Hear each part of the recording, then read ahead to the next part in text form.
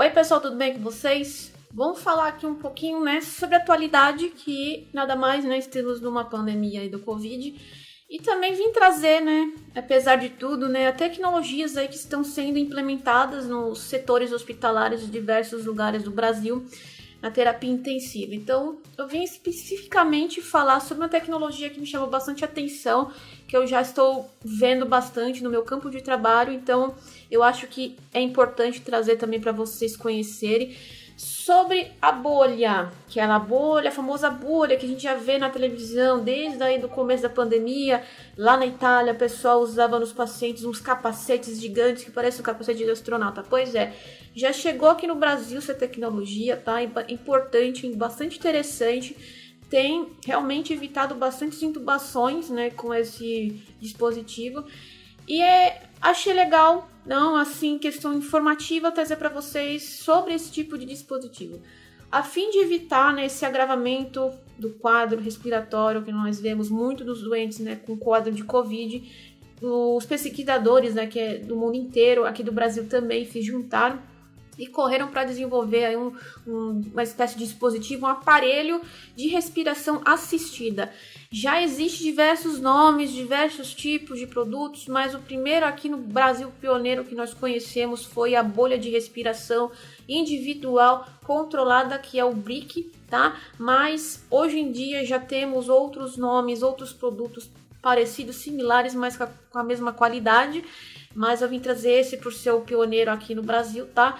Ele foi produzido inteiramente aqui no Brasil e foi aprovado pela Anvisa no começo aí da pandemia, né, de imediato, e ele é frequentemente utilizado como uma espécie de ventilador mecânico, tá? Comumente presente nas UTIs. Ele é um ventilador, mas não é um ventilador invasivo, por exemplo, tá? Vou explicar.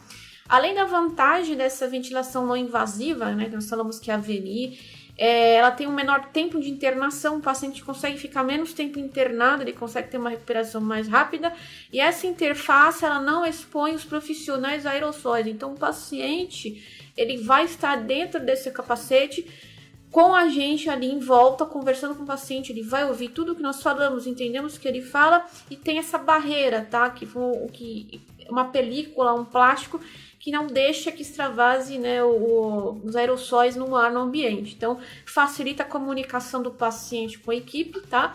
Esse tipo de equipamento, ele é um aliado atualmente como combate, né, junto ao Covid-19, e também é utilizado, pode ser para outros tipos de tratamento de doenças respiratórias, mas no momento está sendo mais utilizada para essa patologia. Para quem nunca viu, vou mostrar aqui, tá vendo assim minha bonequinha? Ela tá com esse capacete, que é a bolha, né? Ela parece um capacete de astronauta. Ela contém 4 válvulas de acesso na frente. Essas válvulas é onde nós ofertamos água para o paciente. Ele abre como se fosse uma janelinha, colocamos o canudinho, o paciente consegue deglutir. Tem uma janela de acesso onde conseguimos qualquer coisa entrar ali com a luva, mexer no paciente, no caso de uma necessidade de intercorrência. Tem uma almofada para conforto e na parte de baixo aqui do pescoço, para não ficar diretamente, né, no plástico. E o sistema de vedação estanque, como se fosse um grande elástico, veda em volta do pescoço do paciente. Ele não extravasa e também o paciente consegue se mobilizar com mais facilidade, tá? O uso, né, desse tipo de interface, ele melhora bastante a oxigenação dos pacientes, diminuindo também até o esforço físico, né, aquele esforço de respirar que o paciente se encontra numa situação dessa, uma vez que ele se encaixa em algumas indicações específicas, como por exemplo, benefício para terapia de ventilação não invasiva. O paciente ajuda, né, tem uma ajuda com o ventilador mecânico sem estar entubado, ele não precisa ser entubado, ele utiliza-se do ventilador mecânico nesse sistema, acoplado ali na bolha, e juntamente com o ventilador mecânico ele consegue controlar sua própria respiração. Alguns cuidados de enfermagem que eu acho interessante trazer conforme eu trabalhei com esse tipo de dispositivo. Primeiramente, como eu falei, na questão de dieta do paciente. Essas bolhas, ela tem uma janela de entrada que nós conseguimos colocar um canudo. Geralmente, os canudos que são ofertados são canudos de aço inox, que elas são mais resistentes, consegue colocar. Ela é descartável depois que utiliza. Alguns hospitais utilizam-se desse material, outros utilizam canudo descartável. Isso vai depender do protocolo, tá? É mudado as dietas dos pacientes, eles continuam comendo normalmente, só que a diferença da dieta de um paciente nesse tipo de dispositivo é líquida, tá? Ela não consegue comer pedaços, comer comida pastosa, tem que ser modificada a dieta justamente para não ter a necessidade de ficar tirando e colocando a bolha. Não pode, tem que ficar aquela bolha na terapia durante o tempo necessário que o médico estabelece para o paciente. Então, é conversado com a equipe multidisciplinar nutricional, é alterada a dieta do paciente, ele recebe dieta totalmente líquida. Então, vem para ela, em vez de comida, vem sopa literalmente líquida, vem café da manhã líquido. Então, é ofertado para o paciente através desse dispositivo, assim, conseguindo através da janelinha. Outra coisa, ela vai abrir a janelinha, obviamente que o aerossol ele vai sair, né, por esse ambiente. O EPI é essencial o tempo todo em pacientes de Covid, independente, tá, do que tipo de paciente seja, se ele está nesse tipo de dispositivo, se está entubado, se não está. EPI é essencial, utilização de máscara N95, capote, gorro, máscara, tudo, tá, durante o tratamento do paciente vai ofertar para ele e vai fazer seu procedimento utilizando os equipamentos.